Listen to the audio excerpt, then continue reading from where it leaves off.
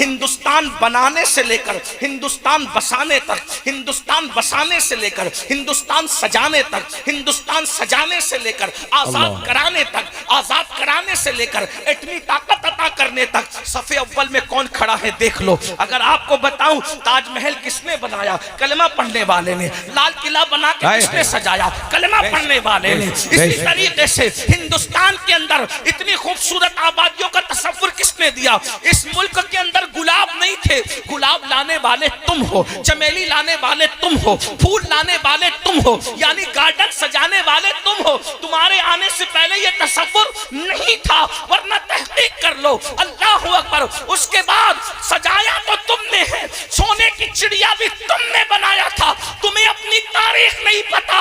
अंग्रेजों के हिंदुस्तान आने से पहले एक एक बंगाल का, कलकत्ता का ताजिर इतना मालदार था, एक मुसलमान ताजिर के पास इतनी दौलत थी कि उतनी दौलत शाही खजाने में, बर्तानिया के शाही खजाने में नहीं थी। तुम इतने मालदार थे। कब तक? जब तक तुम नशा नहीं करते थे। कब तक? जब तक तुम शराब नहीं पीते थे। कब तक? जब तक तुम जुआ नहीं खेलते थे। कब तक? जब तक तुम उलमा से दूर नहीं थे। कब तक? जब तक तुम औलिया से दूर नहीं थे। तुम्हें पता है ये किलों को किसने बनाया?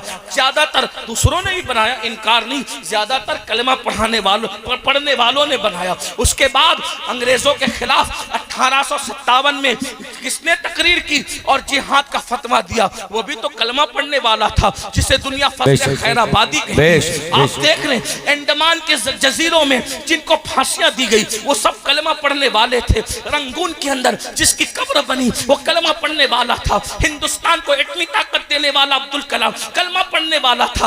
आप कहां हो?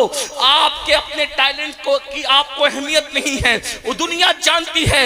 जिस दिन वो मुसलमान बेदार होगा जवान, तो उस दिन वो होगा, ये वो जवान है जिनकी शान ये है इन्होंने उंदुलूस के साहिल पे कश्तियां जलाई है, इन्होंने अफ्रीका के सहराओं में अजानें पड़ी है, इन्होंने बहरे जुल्मात में घोड़े दौड़ाए हैं। इकबाल जैसे मुफक्किर को मजबूर होकर कहना पड़ा, दी अजानें कभी यूरोप के कलीसाओं में और अफ्रीका के तपते हुए सहराओं में।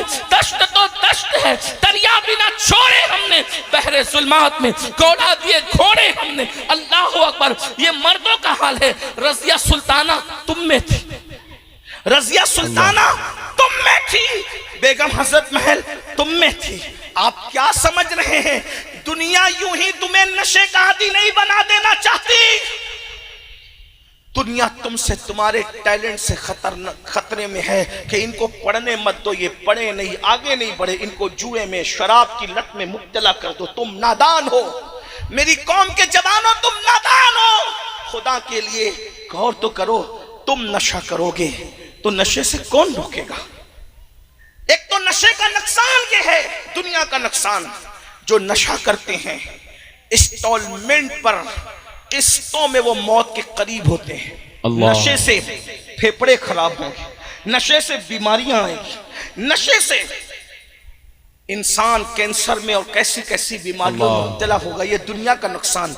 और ये भी हया के पर्दे में कह दूं, मिंबर का तकद्दुस है। जो ज्यादा नशा करता है वो बीवी की जरूरत पूरी करने के काबिल नहीं रह जाता। फिर नतीजा क्या होता है?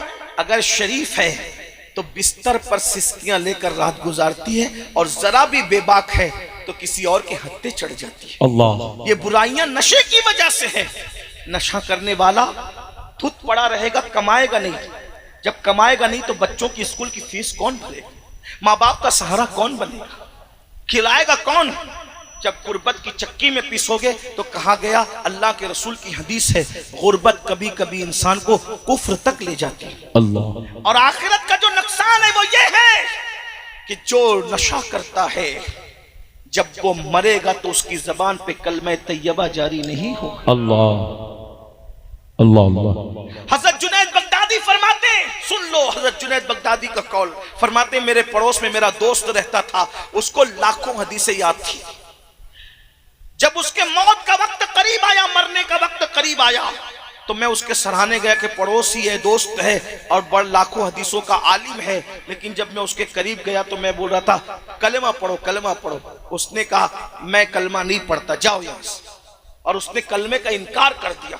हजरत जुनैद बगदादी कहते हैं मैं रोता रहा, या अल्लाह मेरा दोस्त इतना बड़ा आलिम, लाखों हदीसों का मुहद्दिस जिसने याद करके रखी थी, वो काफिर होके कैसे मरा। मैं दुआ करता रहा, ए अल्लाह मुझे दिखा कि वो कैसे काफिर हुआ, मरते मरते कैसे काफिर हुआ, मरते मरते कैसे काफिर हुआ। पता है जब वो ख्वाब में नजर आया तो देखा कि जहन्नम के अजाब के अंदर मुब्तला है। हजरत जुनैद बगदादी ने कहा अल्लाह की कसम दे के पूछता हूँ, बता कि तू काफिर होके कैसे मरा। तो कहा जुनैद सुनो, ये राज मैं तुम्हें बताता हूँ, मैंने किसी को नहीं बताया, और तुमने दुआ की अल्लाह से तो अल्लाह ने मुझे हुक्म दिया कि मैं तुम्हें बताऊं। दरअसल मैं बहुत बड़ा आलिम था, बगदाद का मुहद्दिस था, बहुत बड़ा मुहद्दिस था। मुझे एक ऐसी बीमारी हो गई थी जिसका इलाज किसी डॉक्टर के पास नहीं था, किसी हकीम के पास नहीं था। तो मैं एक ईसाई हकीम के पास गया, उसने कहा देख तेरी बीमारी का इलाज तो नहीं होगा, अलबत्ता तू अगर साल में एक मर्तबा शराब का प्याला बतौर दवा पिएगा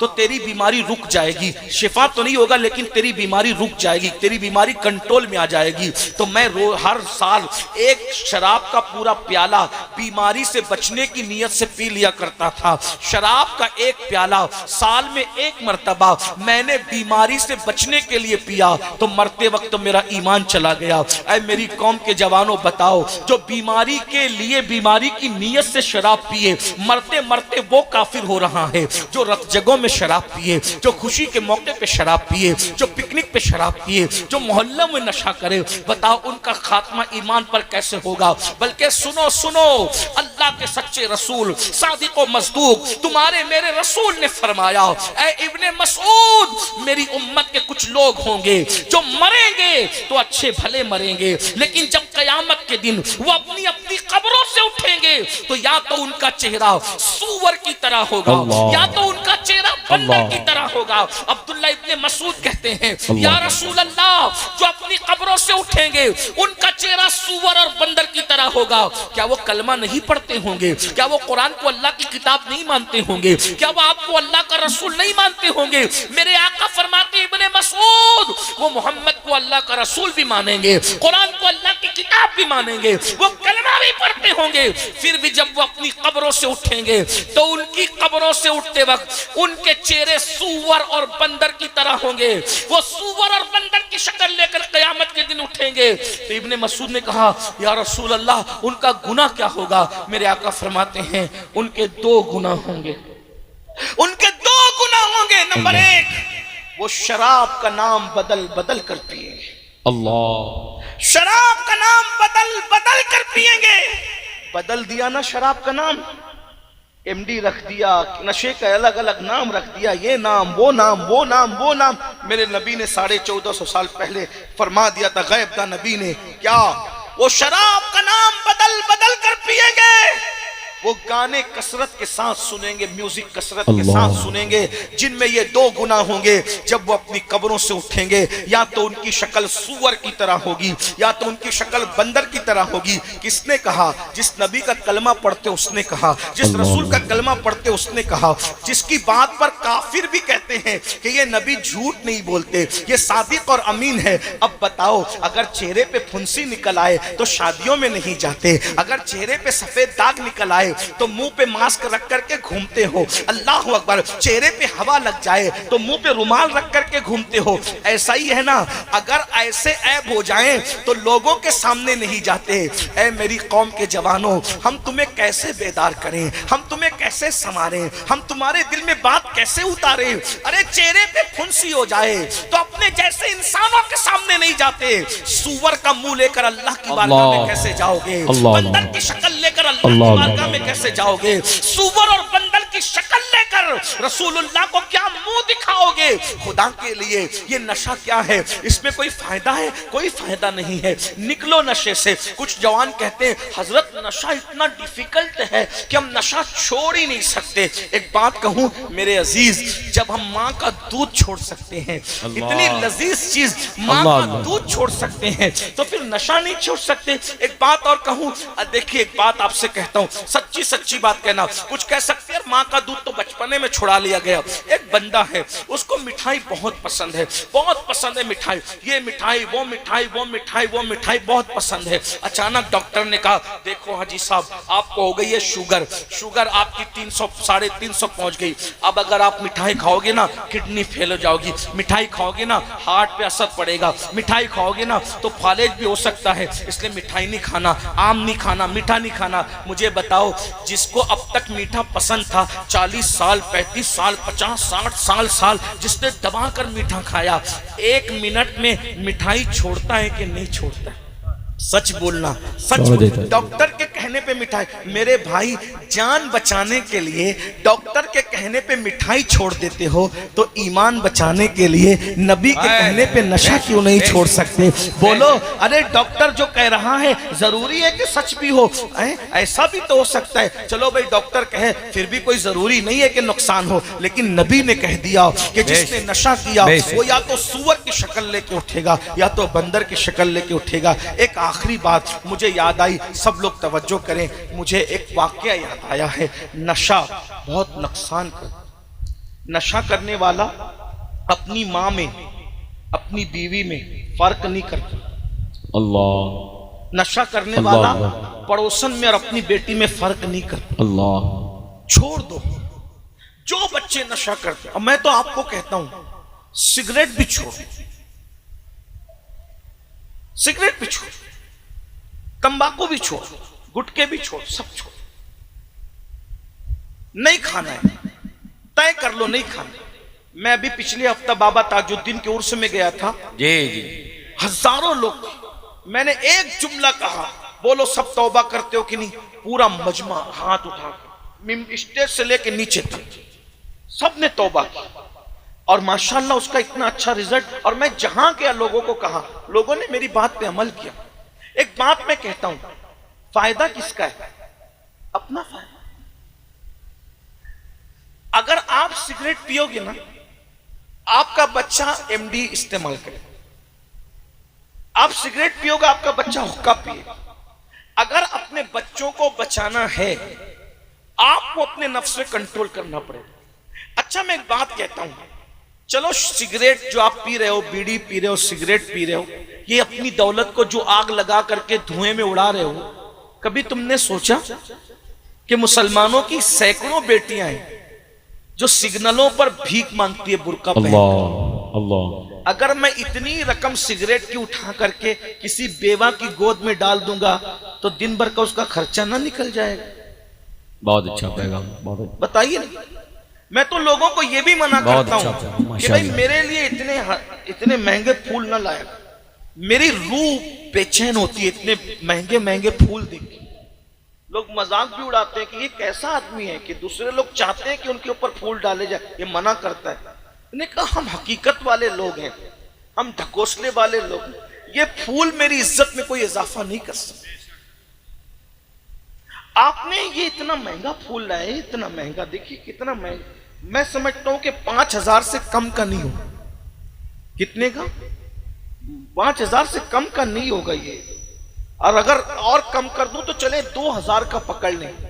मैंने उसको 1 मिनट भी नहीं पहना, मैं पहन भी नहीं सकता इतना 10 किलो का वजन का, कितनी देर पहनूंगा? 1 मिनट में मैंने उतार दिया। आपसे पूछता हूं मुझे बताओ, 1 घंटे की तकरीर के लिए जिस सैयद को आपने बुलाया, 2000 का हार उसके गले में आधे मिनट के लिए डाल दिया, क्या तुम अपनी मस्जिद के इमाम के बच्चे की स्कूल की फीस भरने के लिए भी इतने सीरियस हो? अगर ये 2000 तुमने बचा लिए होते तो तुम अपने मोहल्ले की मस्जिद के इमाम के बच्चे की स्कूल की फीस भर सकते थे 1 महीने की। इससे मुझे क्या फायदा हुआ? अगर आपको मुझे फूल ही पहनाना था, एक गुलाब दे देते। इस तरह के करोड़ों फूल मेरे अंदर कोई तरक्की नहीं जगा सकते। इज्जत और जिल्लत मेरे अल्लाह के हाथ में है। न फूलों से इज्जत बढ़ती है, न गालियों से इज्जत घटती है। जो पिया को भाए अख्तर वो सुहाना राग है, जिससे ना खुश है पिया वो रागनी अच्छी नहीं। बेशक बेशक। उस इमाम बुखारी का बुखारा भी मुखालिफ था, समरकंद भी मुखालिफ था। बुखारा जाते थे तो वो बाइकाट करते थे, समरकंद जाते थे वो बाइकाट करते थे। तुम्हें पता है जिसकी खत्म बुखारी के नाम पर तुम हर साल जलसा करते हो, वो बुखारी समरकंद जाते थे तो वहां बाइकाट, बुखारा जाते थे पूरा जमाना बाइकाट हो गया। इमाम बुखारी समरकंद और बुखारा के दरमियान अकेले खड़े थे, अकेले। अल्लाह, जमाना मुखालिफ था मगर अल्लाह राजी था। बेश बेश, तवज्जो करना, जमाना मुखालिफ था, अल्लाह राजी था। इसलिए बुखारी ने कहा, ए अल्लाह, ना बुखारा वाले अपनाते ना समरकंद वाले अपनाते, इतनी बड़ी जगह मेरे लिए तंग हो गई, मुझे उठा ले। तो इमाम बुखारी का तन्हाई में इंतकाल हुआ, तन्हाई, अल्लाह, तन्हाई में, लेकिन अल्लाह राजी था। अल्लाह को राजी किया, पब्लिक की तरफ तवज्जो नहीं की। तो क्या नतीजा क्या निकला? इमाम बुखारी को दफन कर दिया। बारिश रोक ली, अल्लाह ने रोक ली। अब बारिश नहीं होती, इस्तिस्का पे इस्तिस्का, इस्तिस्का पे इस्तिस्का पड़े, बारिश नहीं होती। एक मजजूब ने कहा, जब तक बुखारी के वसीले से उसके मजार पे जाके दुआ नहीं करोगे, बारान रहमत का नुज़ूल नहीं होगा। अल्लाह, बेश बेश। मुखालिफत और बाइकाट करने वाले और फतवा लगाने वालों को अल्लाह ने मजबूर किया बुखारी की कब्र पर आने पे, और सब आए और वहां आकर के दुआ की। तब लोगों को पता चला जिसको हम क्या क्या समझ रहे थे वो तो अल्लाह की बारगाह में मकबूल था। ये फूल मकबूल नहीं बनाते, ये कपड़े मकबूल नहीं बनाते, ये अमामे के पेच मकबूल नहीं बनाते। अत्तक़वा हाँ होना, दिल का तकवा अल्लाह की बारगाह में मकबूल। बेशक बेशक, हम सबकी परवाह करें। तो मेरी गुजारिश है, शादियों के खर्चे पे कंट्रोल करो, जी, जलसों के खर्चे पे कंट्रोल करो, अपने खर्चे पे वरना अल्लाह क़यामत के दिन पूछेगा, अल्लाह क़यामत के दिन पूछेगा, मेरी बंदियां मुर्तद हो रही थी और तू सिगरेट और हुक्के में पैसे खर्च कर रहा था। मेरी बंदियां मेरा दीन हम छोड़ करके गुर्बत की वजह से जा रही थी और तुम लोग 5-5 हजार के फूल आधे आधे मिनट के लिए पहन के मजहबी अय्याशियां कर रहे थे। अल्लाह, आपको जिसको पिनाना है पिनाओ, तुम जानो वो जानो, मुझे नहीं पिना, मेरे लिए नहीं करना।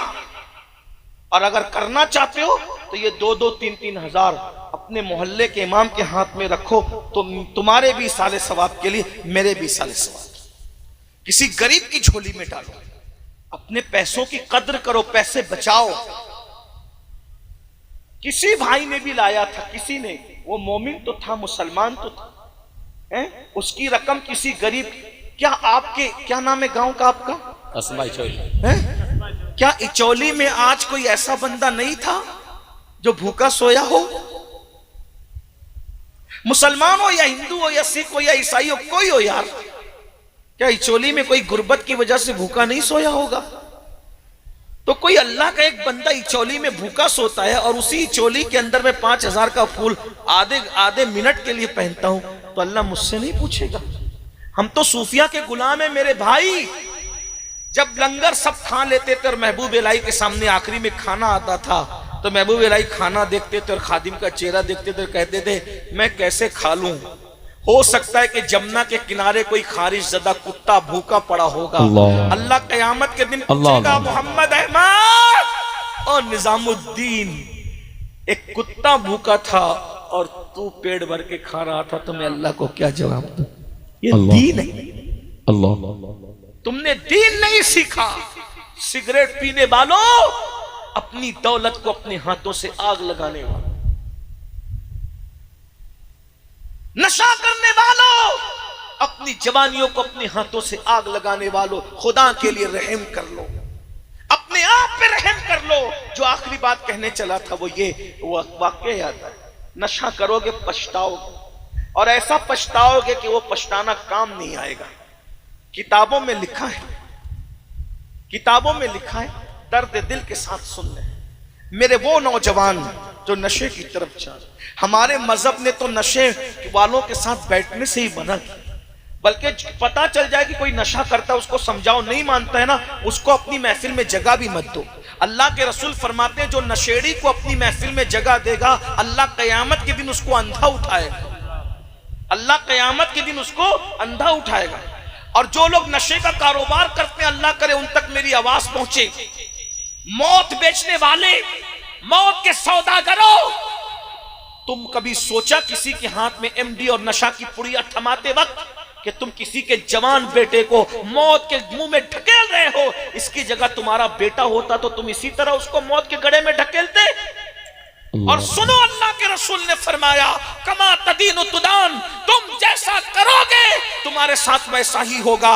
दुश्मनों के नशेमन पे बिजलियां गिराने वालों, दुश्मनों के नशेमन को उजाड़ने वालों, दुश्मनों के जवान बच्चों को नशे में मुब्तला करके मौत के घाट उतारने वालों, अगर तुम किसी का घर वीरान करोगे, किसी बूढ़ी माँ की गोद उजाड़ोगे, किसी के घर में अंधेरा करोगे, तो तुम्हारे घर में भी कभी उजाला नहीं रह जाएगा।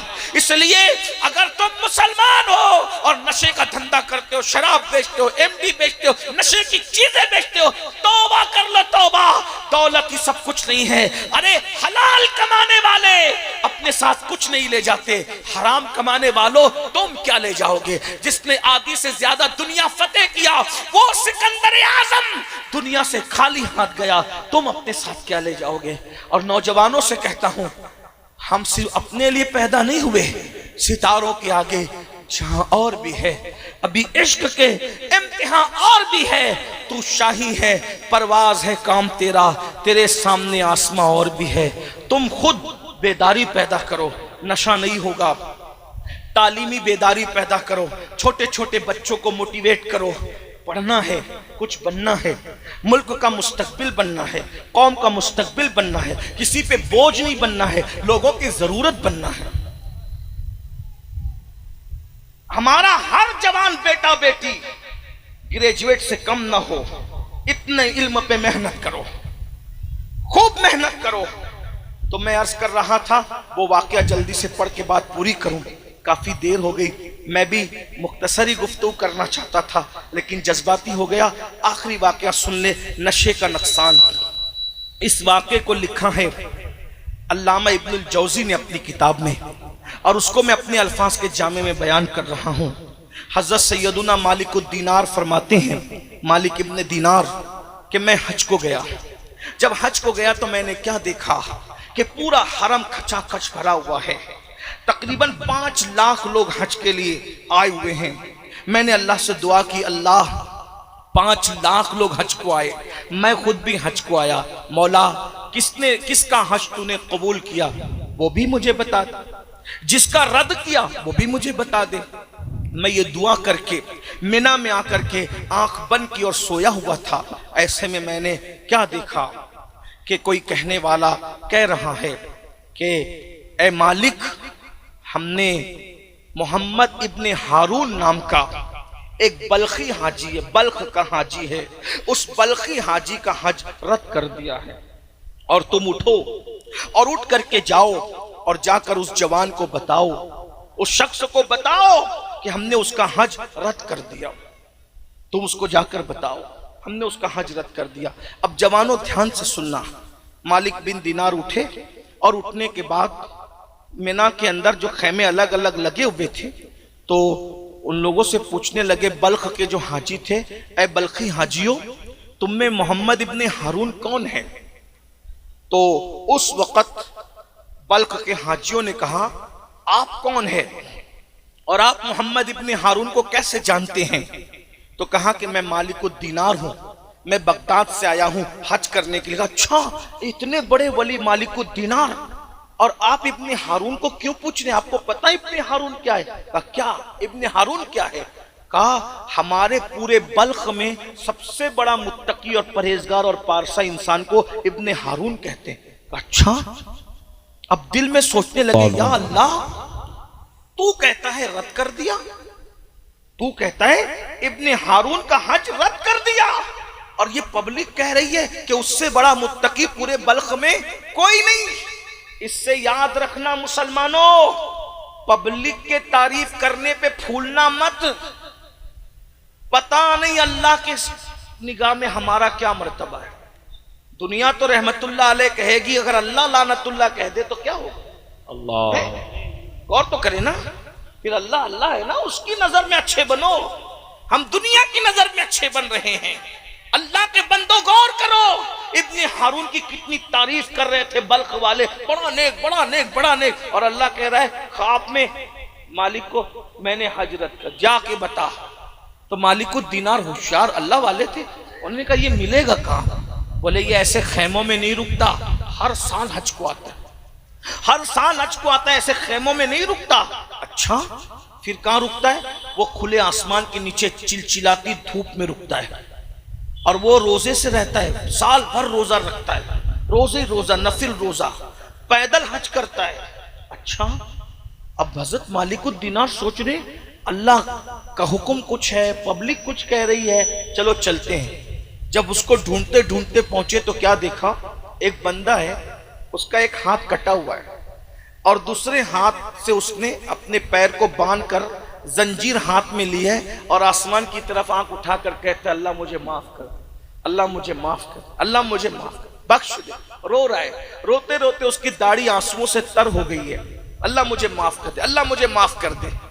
इब्ने हारून जैसे ही मालिकुद दीनार के कदमों की आहट को सुनता है, फौरी तौर पर आंसू पोंछता है और आंसू पोंछ करके कहता है ए बुजुर्ग कौन है आप? आपने सलाम किया, वालेकुम, कौन है आप? मैं मालिकुद दीनार हूं। अच्छा कोई ख्वाब देख कर आए हो मेरे पास? अल्लाह अल्लाह, कोई ख्वाब देख कर आए हो मेरे पास? हजरत मालिक ने सोचा अरे ये तो इतना पहुंचा हुआ है कि मेरा ख्वाब भी जानता है। ख्वाब देख के? जी ख्वाब देखा है, यही ख्वाब देखा है ना कि मैंने इब्ने हारून का हज रद्द कर दिया, जाके उसको बता दो, यही देख कर आए? हाँ यही देखा। तो ये तो ख्वाब भी जानता है, ख्वाब का मजमून भी जानता है। कहा ए अल्लाह वाले तू मेरे ख्वाब को और ख्वाब का मजमून भी जानता है, अल्लाह ने तेरा हज रद्द कर दिया, कैसे रद्द कर दिया? कहा मैं अल्लाह वाला नहीं हूं, मैं पापी हूं। ये करामत के तौर पे नहीं बता रहा हूं, ये बरसों का तजुर्बा इसलिए बता रहा हूं। 25 साल से हर साल हज को आ रहा हूं। कितने साल से? 25 साल से हर साल हज को आ रहा हूं, और हर साल कोई ना कोई वली को ख्वाब दिखता है और अल्लाह का हुक्म होता है कि जाओ और इब्ने हारून को कह दो कि मैंने उसका हज रद्द कर दिया।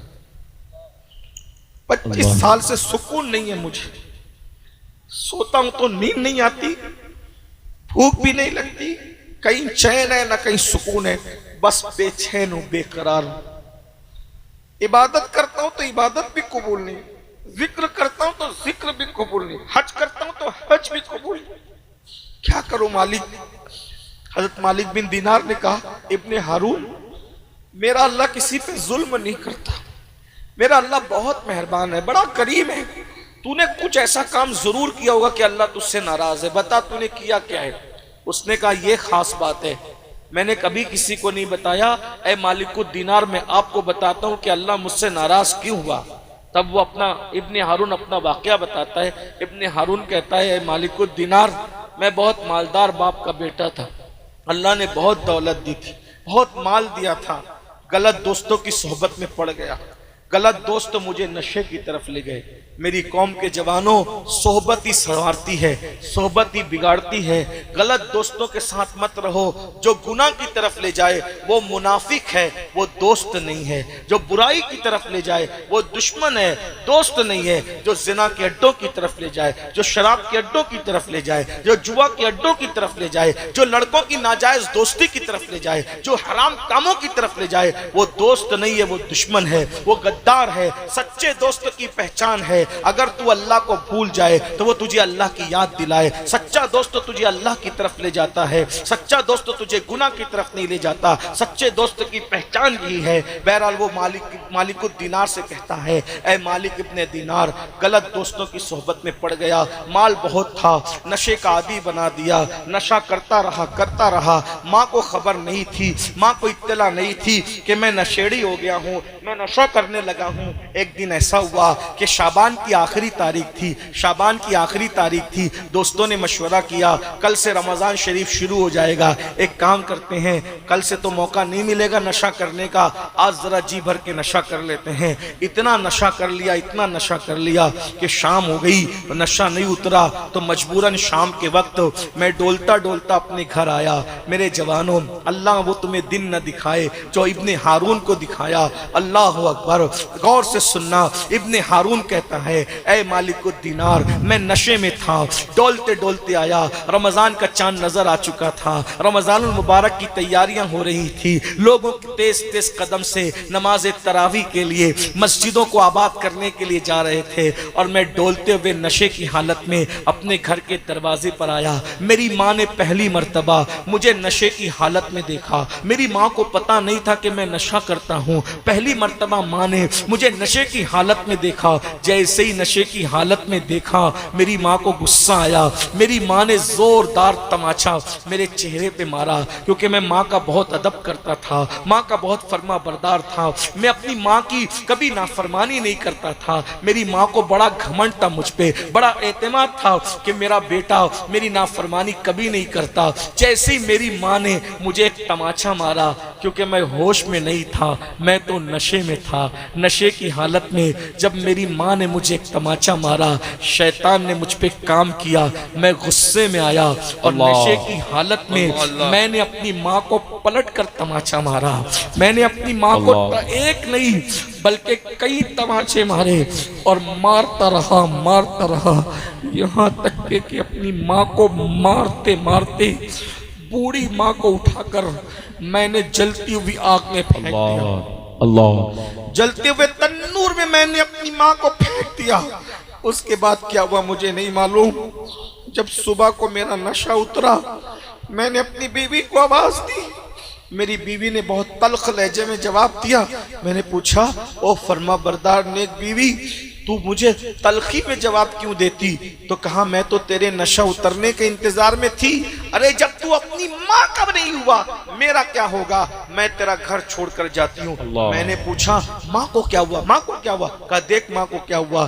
तो इब्ने हारून कहता है, मालिकुद्दीनार, मैंने देखा मेरी माँ मुर्दा जली हुई रोटी की तरह कोयला बन के पड़ी थी।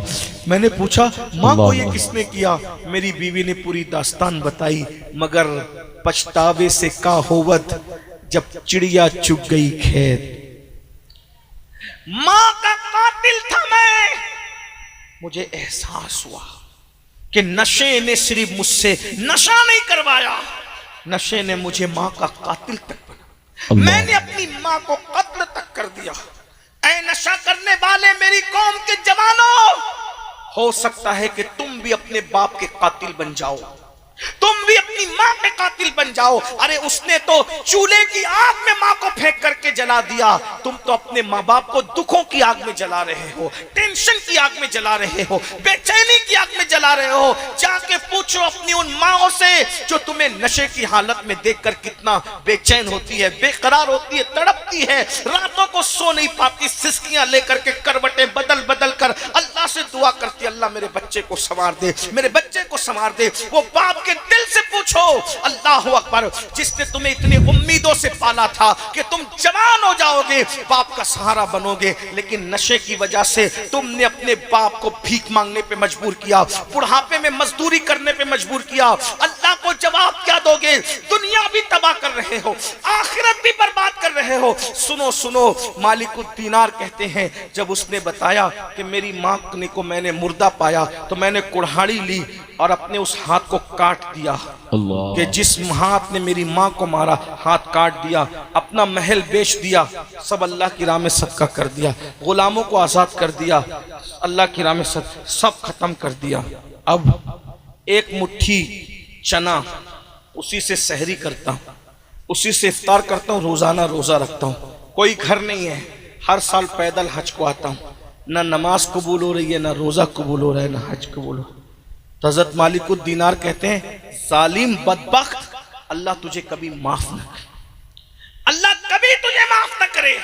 ये कहते हुए हज़रत मालिकुद्दीनार पलट गए। मालिकुद्दीनार कहते, जब मैं पलट रहा था तो पलटते हुए मैंने आवाज़ सुनी, ऐ गमों को खोलने वाले, मुझे माफ कर दे मेरे अल्लाह, जब मैं आया खैमे में लेट गया तो ख्वाब में मुझे रसूलुल्लाह की ज़ियारत हुई। अल्लाह के रसूल ख्वाब में आए और आने के बाद कहा, ए मालिक तूने उसको बद्दुआ क्यों दी?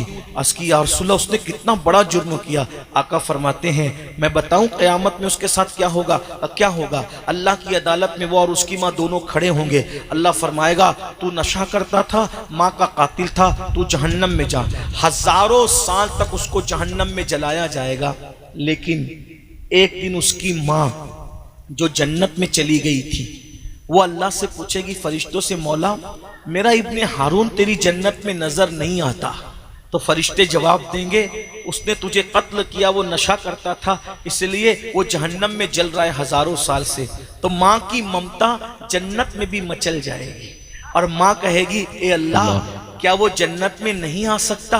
तो अल्लाह फरमाएगा, अगर तू माफ़ कर देगी तो मैं भी माफ़ कर दूंगा। तो उसकी माँ कहेगी, मौला तू गवाह रहना, मैंने अपने बच्चे को माफ़ कर दिया। तो वो माफ़ कर देगी तो अल्लाह भी माफ़ कर देगा। ये उसकी दास्तान बताई, लेकिन देखो उसने अपने आप को कैसे बर्बाद किया। मेरी कौम के जवानों, बहुत काम करना है, ज़िंदगी जीना है, अपने बच्चों की शादियाँ करना है, इज्जत के साथ जीना है। मालदार बनो, मजबूत बनो, अच्छे कारोबारी बनो, खूब कमाओ, अच्छे कपड़े पहनो, अच्छे मोबाइल इस्तेमाल करो, अच्छी सवारियों में घूमो, अच्छे मकानात बनाओ, ताकि कोई बंदा जो मुसलमान नहीं है वो हमें हकीर न समझे।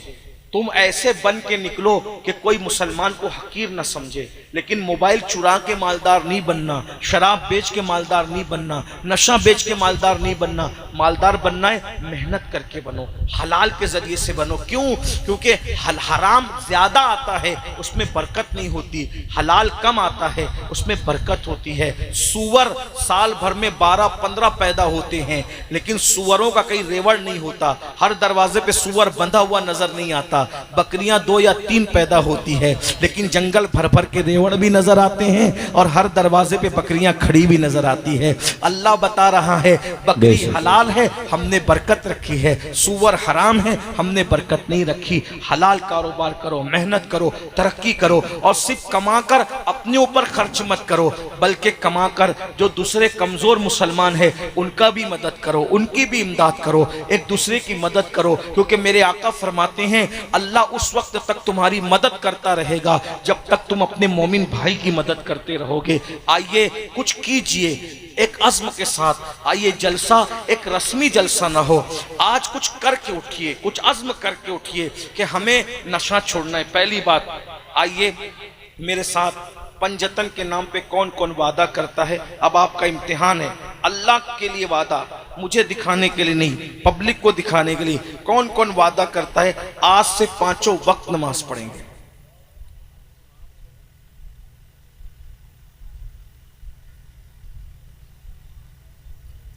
जरा हम भी तो देखें कि पंजतन के उशाक नारे वाले कितने हैं और सजदे वाले कितने। उठा के रखें, जरा देखें तो सही। माशाल्लाह बड़ी तादाद है। हाँ, अगर कोई वादा नहीं भी करता है तो भी उस पर नमाज फर्ज है, ऐसा नहीं कि नहीं है। उठा के रखें, जरा देखें तो कितने होते हैं। उठा के रखें, पूरा मजमा ही हो रहा है भाई। हाँ, सुभान अल्लाह। अच्छा, उठा के रखें, उठा के रखें भाई। जिस अब्बास ने अपने बाजू कटा दिए दीन के, उस अब्बास के मानने वाले के हाथ उठा के देर तक नहीं रख सकते। जरा उठा के रखें तो देखें, अल्लाह को गवाह बनाए, फरिश्तों को गवाह बनाए। सुभान अल्लाह। बोलो नमाज की पाबंदी करेंगे ना इंशाल्लाह। या अल्लाह, ये हाथ उठाना हमारा काम है, इन उठे हुए हाथों की लाज रखना तेरे करम पर है मौला। मौला सबको नमाजी बना दे। और अब नशे के बाइकाट में कितने लोग मेहनत करेंगे? सुभान अल्लाह। उठा के रखें जरा, कितने लोग नशे के खिलाफ मेहनत करेंगे? मैं तो लोगों को ये मशवरा दे रहा हूं, अगर मुल्क को, हिंदुस्तान को सुपर पावर बनाना है तो हमारे सियासी लीडर भी इसमें मेहनत करें, हिंदुस्तान को नशा मुक्त कर दें। अगर भारत को नशा मुक्त कर दोगे, अल्लाह ने भारत को इतना टैलेंट अता किया है कि चंद सालों में हमारा मुल्क जो है वो सुपर पावर बन सकता है। तो मगर यही है, बल्कि नशा खाने बंद हो जाएंगे तो दवा खाने भी बंद हो जाएंगे, नशे के अड्डे बंद हो जाएंगे तो जेलें भी बंद हो जाएंगी। जराइम भी खत्म हो जाएंगे। इसलिए और हमारा मजहब तो नशे का भरपूर मुखालिफ है, इसलिए हम सबको चाहिए कि अपने बच्चों के ऊपर खास नजर रखें, किसके साथ उठता है, किसके साथ बैठता है, कि किसकी सोहबत में रहता है। बच्चों पे कड़ी नजर रखो, गलत सोहबत से बच्चों को बचाओ। माँ बाप अपने बच्चों को टाइम दे, वक्त दें, उनकी तालीम का, तरबियत का ख्याल करें। इंशाअल्लाह तबारक व तआला उम्मीद है अगर हम अपने बच्चों की अच्छी तरबियत करने में कामयाब रहे तो हम नशे का मुकाबला कर सकते हैं। अल्लाह ताला इस महफिल को कबूल फरमाए। गुफ्तगू के दरमियान अगर कोई गलती हो तो अल्लाह ताला मुआफ़ कर दे। अस्तगफिरुल्लाह रब्बी मिन कुल्लि ज़ंबि व अतूबु इलैहि व मा अलैना इल्लल बलाग। अस्सलामु अलैकुम व रहमतुल्लाह।